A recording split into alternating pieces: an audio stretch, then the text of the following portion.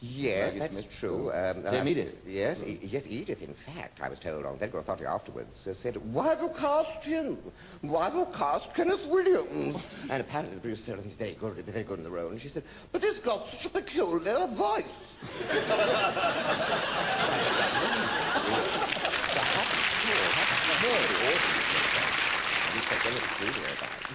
And then after that, of course, I did that thing with Bergman.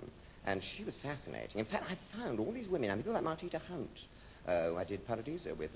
People said to me before, oh, be careful, you know, be very careful because, oh, she's a formidable woman and all this stuff. I found they were charming and delightful to get on with. And in fact, Guinness helped me out marvellously because I came on that brothel sequence. I was supposed to come in and say, oh, Uncle, what a night I've had. And I'd forgotten in the dressing room, I'd unzipped the flies because the trousers were terribly tight, so I unzipped them and used to sit reading my book and then go straight on. And I forgot to do them up. And I came on, and he kept covering me and saying, it's very interesting to see you, you know. and playing the scene with me behind him. And I thought, well, this is a bit much, isn't it? You know, I'm not even getting a look in. And when we came into the wings, I said, dear, you confronted me all the time. And he said, your flies. I said, oh, dear, yes. Didn't realise that, and did them up again. And he said, always remember, before you go on the stage, blow your nose and check your flies. I thought, well, it is marvellous advice. I never forgot it. What about accents? Do you have any have you arrived at any conclusions about accents, about what shapes them? I think probably it's a lot to do with climate. I think the fact that the northern countries, you know, Scandinavia and all that, use the mouth so much, and the German with the umlaut, and the, you know, ich weiß nicht, was alles going, das ist so traurig wie ein Weg, and all these sort of sounds, and the Scotch with their and the cultural sounds.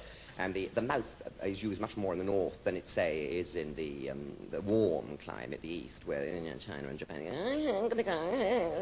the lips hardly up there. And the French are sort of, with this sort of nasal, isn't it?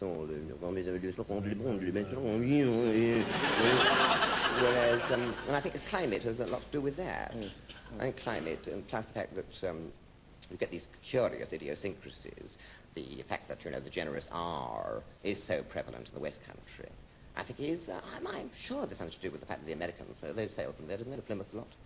I think that's why the Americans today have got those lovely R's, because in the West Country they're still doing their R's right now, you know, all that good R, don't they? And there's generosity of vowels, tremendously generous vowels, aren't they? Whereas the English governing accent is not at all generous. It's frightfully clear, abominable secretary. I mean, SEC is all you know, secretary, abominable. Whereas the French would say abominable, wouldn't they?